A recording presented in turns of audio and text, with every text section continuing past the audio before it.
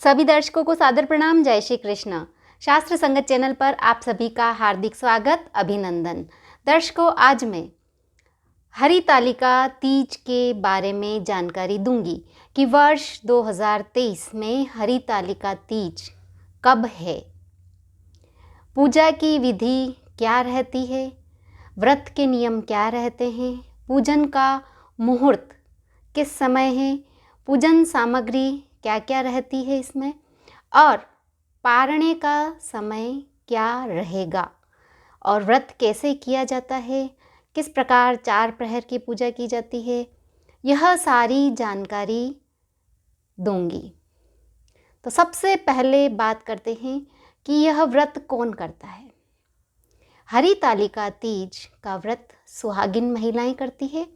वे अपने सुहाग की दीर्घायु और उत्तम स्वास्थ्य की कामना से घर परिवार में सुख शांति और आर्थिक समृद्धि हेतु यह व्रत करती है, और कुंवारी कन्याएं मनवांछित वर की प्राप्ति के लिए यह व्रत करती है। अब हम बात करेंगे कि यह व्रत कब किया जाता है। तो यह व्रत भाद्रपद मास के शुक्ल पक्ष की तृतीया तिथि को किया जाता है, और इस साल यह व्रत किस दिन है, तो यह व्रत है 18 सितंबर 2023 के दिन। इस दिन वार सोमवार रहेगा। पूजा का जो मुहूर्त रहेगा वह सुबह और प्रदोष वेला में। अगर आप प्रदोष वेला की ही पूजा करते हैं तो यह भी मैं बता रही हूँ।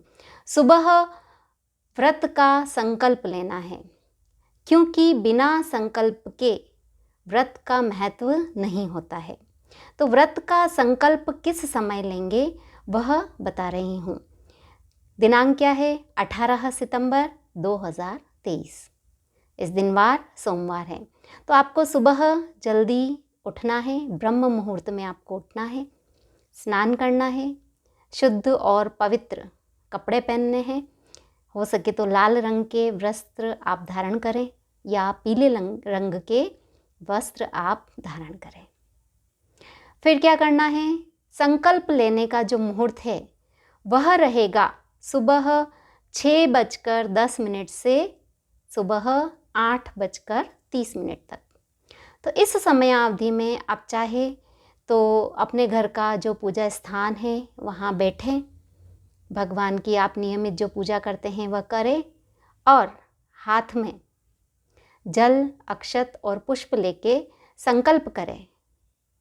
सबसे पहले अपना नाम बोले, फिर अपनी गोत्र को बोले, उसके बाद आप कहाँ रहती हैं यह बोले कि मेरा नाम यह है, मेरी यह गोत्र है, मैं इस शहर में, इस गांव में निवास करती हूँ, और आज मैं हरितालिका तीज का व्रत कर रही हूँ।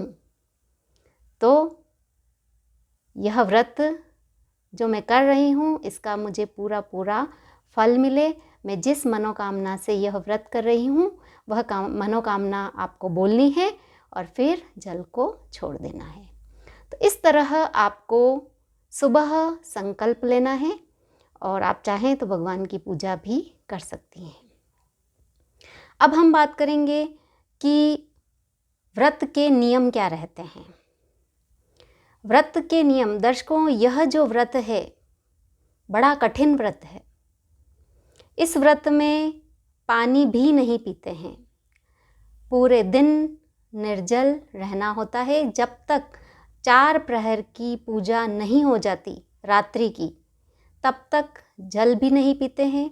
पूरा दिन निराहार रहते हैं, भोजन भी नहीं करते हैं, कुछ भी नहीं खाते हैं और ना ही पीते हैं। तो इस तरह पूरा दिन निर्जल और निराहार रहना होता है, सात्विक रहना होता है, और दिन में नींद भी नहीं निकालनी होती है। पूरे दिन भगवान का ध्यान करना होता है। तो यह व्रत का नियम है। दूसरी बात कि यह जो व्रत करते हैं इसमें भगवान शिव, माँ पार्वती भगवान गणपति, कार्तिकेय और नंदी की पूजा की जाती है। आप अगर व्रत कर रहे हैं, व्रत ले रहे हैं, पहली बार व्रत कर रहे हैं, तो आप भी इस व्रत को कर सकती है। सुबह आपको संकल्प लेना है और प्रदोष काल में अगर आप पूजा कर रही हैं तो उसका मैं मुहूर्त बता रही हूँ। उससे पहले आपको क्या करना है, आपको मिट्टी के शिवलिंग तो बनाने ही हैं। अगर आप बाकी शिव परिवार नहीं बना सकते हैं तो शिव तो बनाने ही हैं अगर आप प्रदोष काल में पूजा कर रहे हैं। तो उस समय आप क्या करेंगे, जो मुहूर्त है वह मैं बताऊंगी। उससे पहले बताऊंगी कि आपको पूरी तरह सजना है। अगर आप सुहागन हैं तो आपको 16 श्रृंगार करने हैं, लाल वस्त्र आपको धारण करने हैं और हो सके तो आपके विवाह की जो चुंदड़ी है वह भी आप धारण कर सकते हैं। इसमें प्रदोष की पूजा का जो समय रहेगा वह रहेगा शाम को 6:25 से रात्रि 8:45 तक। तो ये मुख्य पूजा आपको करनी है। तो यह एक पहर की पूजा हो जाएगी। तो पूजा कैसे करनी है, आप चाहें तो 4 प्रहर की पूजा कर रहे हैं तो बड़ा ही आनंद आता है, पूरा दिन तैयारी में निकलता है। क्या क्या किया जाता है यह मैं बता रही हूँ। व्रत का नियम मैंने बता दिया, संकल्प का समय मैंने बता दिया, प्रदोष वेला में पूजा कर रहे हैं तो यह भी इसका भी मैंने मुहूर्त बता दिया है। अब तैयारियां क्या करनी है, पूजन सामग्री क्या लेनी है, यह भी मैं बताऊंगी।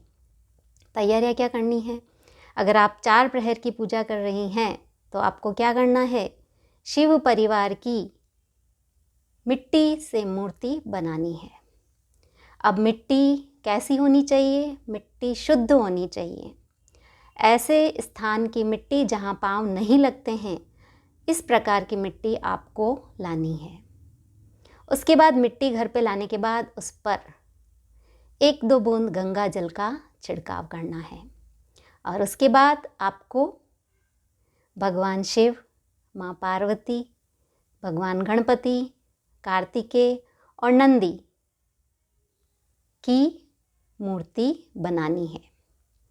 मूर्ति आपने बना ली। अब आपको क्या करना है, एक लकड़ी का बाजोट लेना है, उस पर लाल रंग का वस्त्र बिछाना है।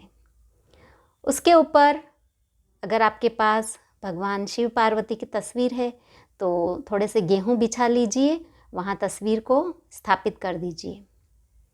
और जो आपने भगवान की मिट्टी की मूर्तियाँ बनाई हैं वे एक तांबे के पात्र में स्थापित कर दीजिए। यह कर लिया। उसके बाद आपको क्या करना है कि मंडप बनाना है। मंडप केले के पत्तों से बनाएं। 4 बांस लेकर केले के पत्तों से उनको सजाएं और रंग बिरंगे फूलों से उनको सजा सकती हैं और उस मंडप में वह चौकी स्थापित करें और भगवान शिव, पार्वती, गणपति, कार्तिकेय, नंदी इन सबको भी वहाँ विराजमान करें। इतना कर लिया। अब आपको कलश की क्या तैयारी करनी है। तो दर्शकों, यह जो व्रत है, यह व्रत माँ पार्वती ने किया था भगवान शिव को वर के रूप में प्राप्त करने हेतु, भगवान शिव को पति रूप में प्राप्त करने हेतु यह कठिन तपस्या माँ पार्वती ने की, तभी से यह व्रत चलन में है। तो माँ पार्वती तब वन में रहती थी, वन में जो सुविधाएं थी उनके अनुसार उन्होंने व्रत किया था। अब हम बात करेंगे कि कलश भी स्थापित किया जाता है। तो आपको एक तांबे का लोटा लेना है, उसमें जल अर्पित करना है। थोड़ा सा उसमें आप गंगा जल डाल सकते हैं। उस कलश के ऊपर स्वस्तिक बनाना है, उसके ऊपर लच्छा बांधना है और उसमें कलश के अंदर गंगा जल, सुपारी, सिक्का, हल्दी की गांठ, लौंग, इलायची, अक्षत, दुर्वा और पुष्प, ये सब उस कलश में अर्पित करने हैं। कलश के ऊपर आपने स्वस्तिक बनाया है, उसके ऊपर आपने लच्छा बांध दिया है। उसमें क्या क्या रखना है वो भी मैंने बता दिया। सुपारी, इलायची, हल्दी की गांठ, लौंग, गंगाजल, धुर्वा, अक्षत और पुष्प, ये अर्पित कर लिए।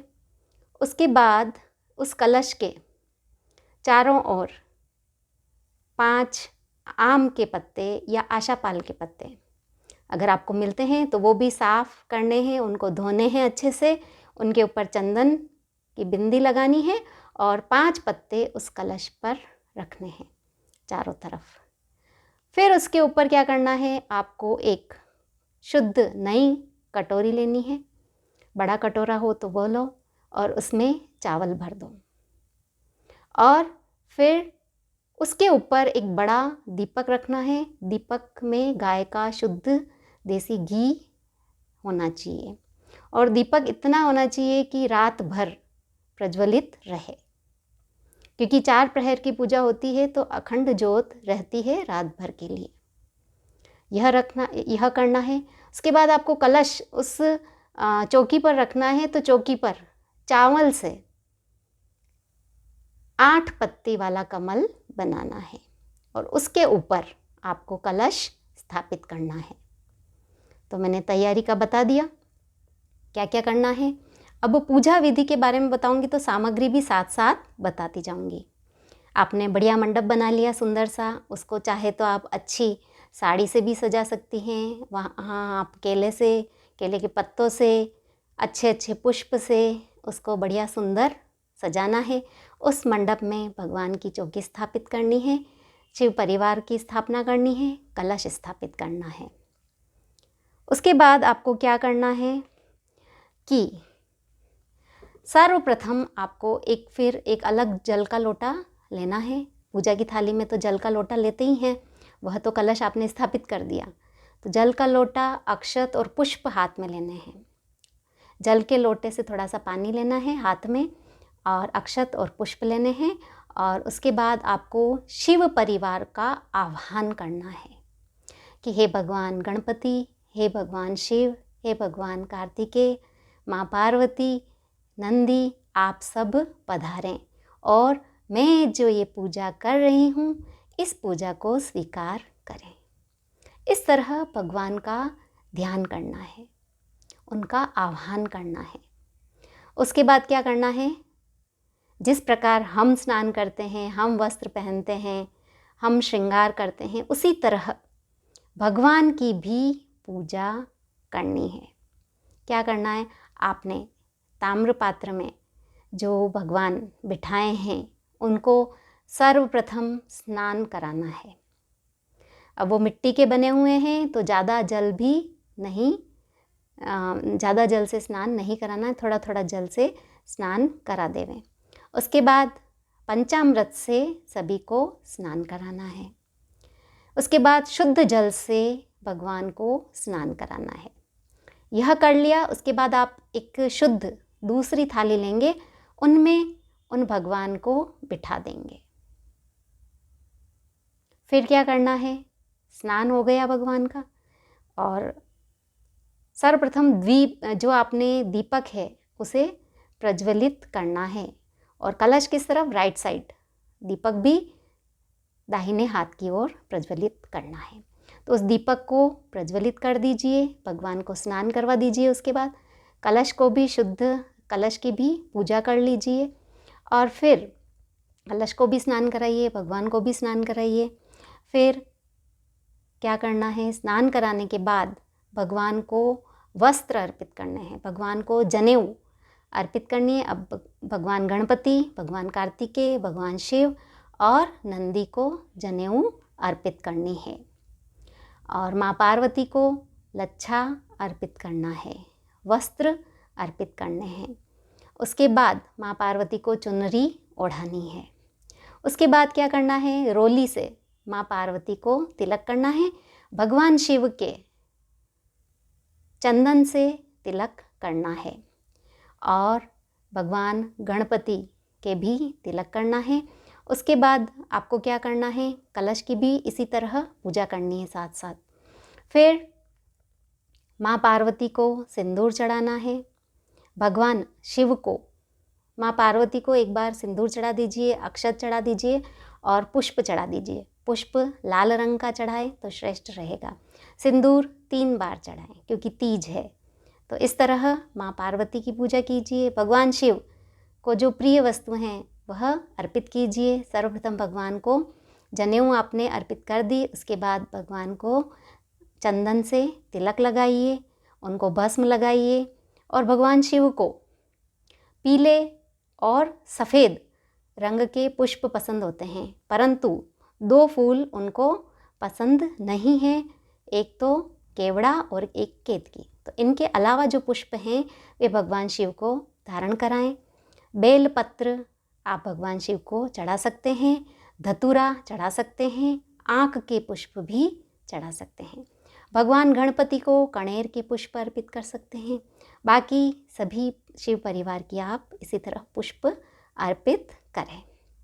पुष्प अर्पित करने के बाद भगवान गणपति को आप दुर्वा चढ़ा सकते हैं, उनके कणेर का पुष्प अर्पित कर सकते हैं। उसके बाद भगवान को आप इत्र, रुई के फाहे में इत्र लेकर भगवान को इत्र अर्पित करें, इत्र उनके लगाएं। उसके बाद अबीर और गुलाल अर्पित करें सभी भगवान को, और इस तरह माँ पार्वती की भी मेहंदी, कुमकुम सब अर्पित करें। और उसके बाद आपको क्या करना है, आपने अगर सुहाग की सामग्री निकाली है व्रत के निमित्त, तो साड़ी, मेहंदी, सिंदूर, चूड़ियाँ, ये सब, काजल, ये सब माँ पार्वती को चढ़ानी है। यह सब करने के बाद आपको क्या करना है, 5 फल का भोग लगाना है। उसके बाद आप गुड़ का भी भोग लगा सकते हैं, गुड़ का भोग सर्वश्रेष्ठ रहता है। फिर आप अगर घर में आपने पकवान बनाए हैं तो उनका भी आप नैवेद्य कर सकते हैं। तो इस तरह आप पूजा कर सकते हैं। इसके बाद आप जो प्रसाद लाए हैं, मावे का प्रसाद है या जो भी प्रसाद है, पेड़े हैं, तो आप भगवान को अर्पित करें। फिर श्रीफल पर तिलक करें, उसके ऊपर लच्छा कलेवा बांधें और वह भी भगवान के अर्पण करें। उसके बाद आपको क्या करना है, हाथ में पुस्तक लेनी है हरितालिका तीज की कथा की, तो उसे भी गंगा जल से शुद्ध करना है, कुमकुम तिलक करना है, पुष्प अर्पित करना है। और उसके बाद अपने हाथ में भी चावल या गेहूं के दाने लेने हैं और फिर कथा सुननी है या कथा पढ़नी है।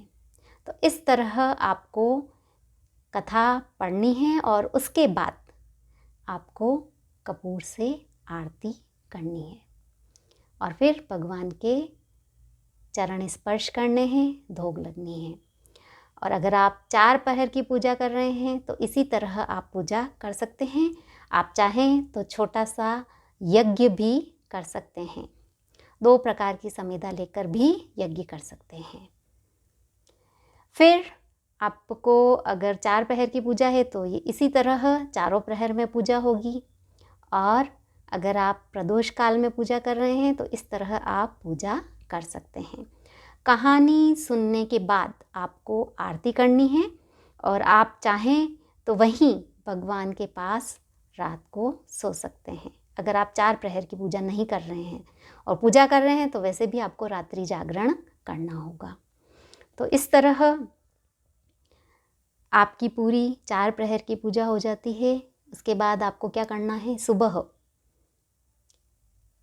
जो आपने माता के लिए सुहाग की सामग्री निकाली थी वह किसी सुहागिन महिला को देनी है, और बाकी जो भी सामग्री है, जो आपने पार्थिव शिवलिंग बनाया, शिव परिवार बनाया, उन्हें किसी नदी में प्रवाहित करना है। और फिर आपको सुबह सुबह पारणा करना है। तो पारणा चतुर्थी के दिन होगा और उस दिन आप सुबह सुबह पारणा कर सकते हैं। उस दिन है दिनांक 19 सितंबर मंगलवार को आप प्रातः पारणा कर सकते हैं। तो मैंने हरितालिका तीज पूजन विधि, पूजन सामग्री, माता जी की कैसे पूजा करते हैं, क्या दान में देते हैं। एक बात और, यह सब तो कर लिया, दक्षिणा भी रखनी है वहाँ। और अगर आपके घर पूजा करवाने पंडित जी आए हैं तो उन्हें भी दक्षिणा देनी है। तो इस तरह श्रीफल के ऊपर आप दक्षिणा रखकर श्रीफल अर्पित कर सकते हैं।